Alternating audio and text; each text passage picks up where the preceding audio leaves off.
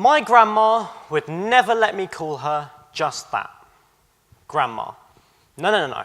Her name is Mardi. Not her real name, of course. Her real name is Diana. But when my older siblings were born, she decided she wasn't going to be called Nan or Granny. They made her feel ancient, she said. So she came up with the frankly wonderful idea that we would call her Di. Short for Diana, obviously, but unsurprisingly, my mum said no pretty quickly to that. I think her exact words were, "Don't be ridiculous, you don't want the kids running around screaming, die, die, die." And so, as the conversation dragged on, my brilliant father, in his wonderful mind, suggested once again, what about Grandma Di? And so, it was rejected pretty quickly. And that did give slight inspiration to what would become Mardi, and that then progressed to Mardi. And so, ever since I could talk, she's always been Mardi. That meant from a very young age, people would ask me, well, what did you do at the weekend? And I'd reply with, well, I was at the shops with my mum and Mardi. And you could understand how that got pretty confusing with teachers and friends. I thought everyone had a Mardi.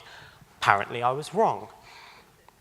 And she really is an amazing woman. She is incredibly talented as an artist, although really quite dyslexic. She is an amazing mathematician, a complete whiz, but also has a very creative side. As a student, she did a fitted red dress for her needlework exam and a tailored grey coat, while her peers were doing cotton pyjamas for fellow babies and things like that. And despite the mistress's appalled nature at my grandma, who strutted down that catwalk with such style that, frankly, it was offensive.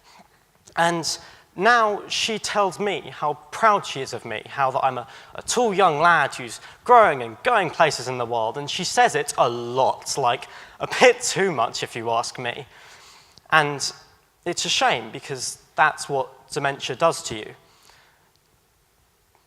A few years ago, she was diagnosed and she lost the ability to drive, something she loved, and a few years after that, she gave up her sewing machine, gave it to my mum.